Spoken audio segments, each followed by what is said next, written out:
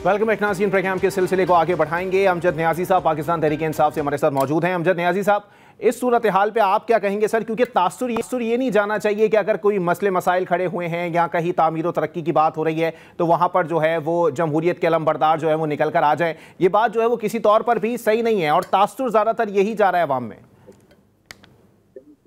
तरक्की को रोक कौन रहा है? जरा जो फैसला कर लें। एनआरओ जिन्होंने लिया है उन्होंने अरबों खरबों के अपने जो केसेस माफ करवाए हैं। एनआरओ लेने से 2000 अरब रुपया जो है माफ करवाया गया है। हम तरक्की की राह में रुकावट है।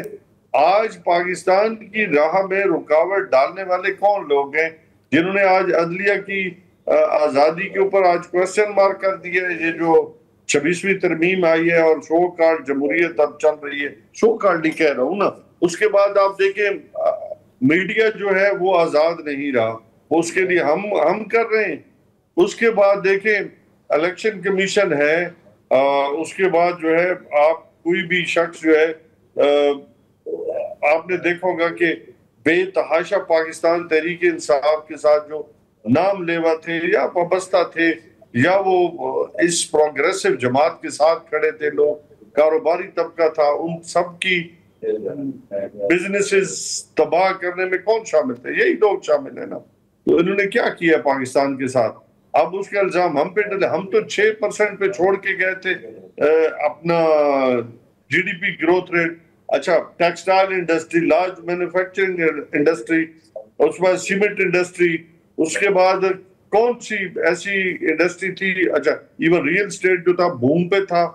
पाकिस्तान जो है वो उस वक्त जितना पाकिस्तान के अंदर ज़र मुबादला आ रहा था, एक्सपोर्ट हमारी कहाँ खड़ी थी। इन्होंने तो 2% पे, अभी ये बड़े खुश होते हैं कि 2% पे जो है जी अपना चल रहा है हमारा ग्रोथ रेट। अच्छा, सिटा पे खुश हो रहे हैं जी, वो अपना हमारा सिटा चल रहा है अपना स्टॉक एक्सचेंज में। वो कोई मुझे फार्मूला मुझे भी समझ नहीं आ रहा है। वैसे स्टॉक एक्सचेंज जो है वो बिल्कुल ऊपर जा रहे हैं, वहां पाकिस्तान की तरक्की के साथ उनका क्या ताल्लुक है? अच्छा, गोल्ड मैं जिसे कहता हूँ जी व्हाइट गोल्ड, वो है कॉटन। कॉटन को की तबाही में किसका हाथ है? दो बड़े खानदानों को। देखिए जी, आज शुगर माफिया जो है उन्होंने क्या किया, एक दफा बाहर भेज के डॉलर्स कमा लिए, फिर जो पड़ी थी उसे डबल कीमत पे और साथ रिबेट भी ली, और फिर डबल कीमत पे बेच के वहां पे भी पैसे कमा लिए। अभी जो 1800 रुपए पे किसानों से गंदम ले ली, अपने मिडिल मैनों को दे दी, और फिर अब 4000 रुपए पे तकरीबन 4000 पे जनाब पर मन जो है वो गंदम चल रही है। तो इसके जिम्मेदार हम हैं। हम तरक्की की राह में रुकावट है। हम सब तो जेल में बैठे, आप उन्हें पिछले 2 साल से जेल में रख के बैठे हैं। और क्या आपने नौजवानों को रोजगार दिया? किसानों को अपना हक दिया क्या? उसके बाद जनाब आपने रेडी वाले का ख्याल रखा? आपने मतलब किसान कार्ड आपने बंद किया। अमजद नियाजी साहब, सिस्टम के साथ रहकर ही आप ये मसाइल उजागर कर सकेंगे ना सर? अमजद नियाजी साहब, आप सिस्टम के साथ रहकर ही इन मसाइल को उजागर कर सकेंगे। सिस्टम से मुराद आपकी क्या है सर? कौमी असेंबली है, सेनेट है, पंजाब असेंबली है। लगा दे। नहीं सर, देखिए बात यहाँ पर ये, मैं इस इदारे से वाबस्ता हूँ सर। मुझे यहाँ कोई मसला होगा तो मैं बाहर खड़े होकर थोड़ी बोलूंगा, मैं तो इदारे में बैठ के ही बोलूंगा कि मुझे ये मसला है। हम तो कह रहे हैं जब हमारे मुंह पे ताले लगा दिए जाए, हमें हथकड़ियां लगा दी जाए, और जिस इदारे ने मतलब रिस्पेक्टेबल है सबके लिए, पार्लियामेंट हम कहते हैं जी सॉवरेन है। जब पार्लियामेंट के अंदर जो कुछ हुआ, मैं आपको जो मेंबरान असेंबली मुझे बताते हैं ना, मैं आपको वल्लाह बखुदा वो नहीं बता सकता। वो कहते हैं कि हमें बाकायदा जो है वो ज़द-ओ-कोब किया गया। आप अंदाजा करें, जब मेंबरान पार्लियामेंट हमारे साथ मंदुखैल हमारे दोस्त बैठे हैं, मुझे ये बताएं अगर इनको पार्लियामेंट के अंदर ज़द-ओ-कोब किया जाए, इसके बाद पार्लियामेंट की तौकीर मुझे बता दे कहाँ रहती है। यही तो एक प्रोटेक्शन थी। जब वो प्रोटेक्शन ही नहीं रही तो फिर आपने पार्लियामेंट के साथ क्या सलूक किया? मुझे बताएं। पुलिस वहां दंदनाती फिर रही थी। जी, कादिर मंदुखेल साहब, सवाल उन्होंने आपकी तरफ फेंका है कि वो बता दें कि अगर पार्लियामेंटेरियन को ही जो है वो तशद्दुद का निशाना बनाया जाएगा तो पार्लियामेंट की तौकीर कहाँ स्टैंड करती है? तौकीर तो रही नहीं है। तौकीर तो वहां हो जाती है जहां मैं जवाब ले लूं। बिल्कुल कादिर मंदुखेल साहब, मैं कादिर मंदुखेल साहब से जवाब ले लूं। जी कादिर साहब।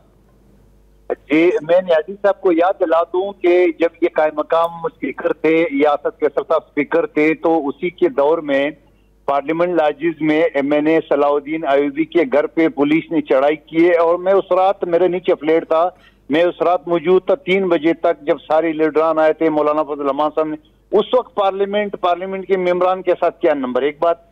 दूसरी बात ये कि मेरे घर पे कराची में पीटीआई ने FIA के जरिए छापे पड़वाया, क्योंकि एक शख्स जो पीपल्स पार्टी का कारकुन था और उसने चीफ जस्टिस के खिलाफ कुछ बयान दिया था, उसने मुझ समेत हमारे 5 MNA और 3 वजीरों को भेजे थे और सबको FIA ने नोटिस कर दिए। तो उस वक्त पार्लियामेंट के मेंबरान नजर नहीं आए उनको कि भाई ये पार्लियामेंट के मेंबर के साथ फिर जाके जो प्रिविलेज कमेटी है उनके जरिए हमने मुद्दा उठा लिया और वो मामला रद्द के मैं इस्लामाबाद में मौजूद और कराची में मेरे घर पे FIA वाले चक्कर लगा रहे, तो मैं पार्लियामेंट का मेंबर था क्या, या मैं कोई वहां जाके कोई काउंसलर था इलाके का। तो सवाल ये कि ये सारी चीजें तो खुद पीटीआई कर चुकी है, लेकिन मैं नहीं कहता हूं कि जो पीटीआई के दौर में जो ज्यादती हुई है वो अभी मौजूदा दौर में बिल्कुल मैं इसकी न हिमायत करूंगा, ना उसके ये कहूंगा कि होना चाहिए। जो गलत कल हुआ वो आज नहीं होना चाहिए।